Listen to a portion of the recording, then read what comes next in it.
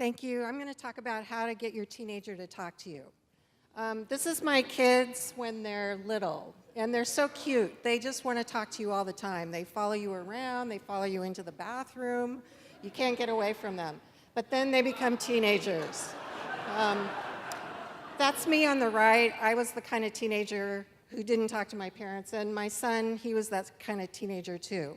So I decided that I need to do something about that because I was a mom and I worried. The thing that goes through your mind is fiery crash, dead in a ditch when you don't hear from your kid or your kid's not letting you know what's happening. And so being a person of action, what I did was I, at 47, learned how to snowboard because I thought, okay, he likes to snowboard. So we would go up there, but the thing is he was really fast and I was like on my knees a lot, really slow. So I went the other way.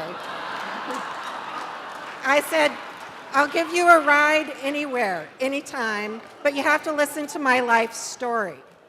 And so I talked and talked and talked, and he said, you know, TMI, Mom.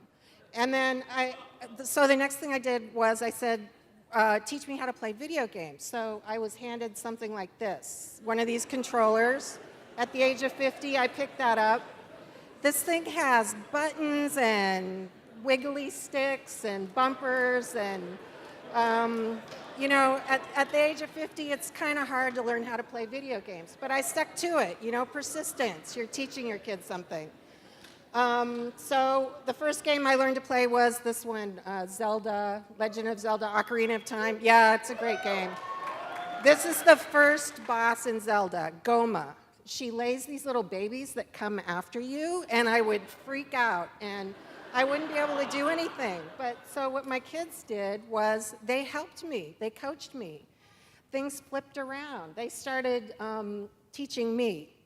And it was an amazing experience. And so the next game I tried was Portal 2. Actually, Portal 1, this is Portal 2. And this is a great game because with your kids, you can play one robot, they can play the other, and you work on these really hard puzzles together. And what I found out was with my kids, they were so much smarter than I was. I found out how smart they were and how patient and how persistent and how empathetic with what I was going through with my brain hurting with Portal 2. Then I played World of Warcraft. This is my mage, level capped, I'll have you know. This is a massively multiplayer online role-playing game.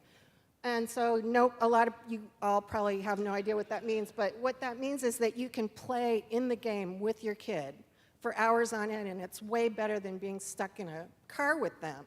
You know, you talk about anything. And video games are great for talking about things. You can talk about gender roles. You can talk about things like why this warrior doesn't have any armor, you know? Yeah. Video games are beautiful. The music and the art is really beautiful. And you can learn so much. You can learn history and language. You can learn science and math.